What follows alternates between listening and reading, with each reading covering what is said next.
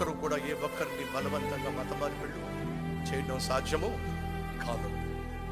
ఒకవేళ ఎవరైనా అమాయకులు పూట అన్నం పెట్టి ఒక జత బట్టలు పెట్టి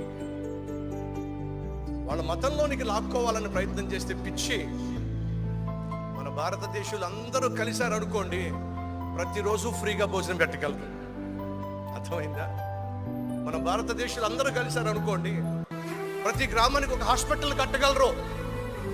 మన భారతదేశంలో అందరూ కలిశారు అనుకోండి, ప్రతి పేదవానికి బట్టలు ఉచితంగా ఇవ్వగలరు. కాబట్టి ఒక్కరూ కూడా పరమతంలో ఉన్న వారిని వేరే మతంలోకి బలవంతంగానో లేదా పేదవాడికి ఉన్నటువంటి కష్టాన్ని ఆసరా తీసుకొని తన మతంలోనికి మార్చుకోవడము మనిషిని సృష్టించిన దేవుడు ఇష్టపడడు.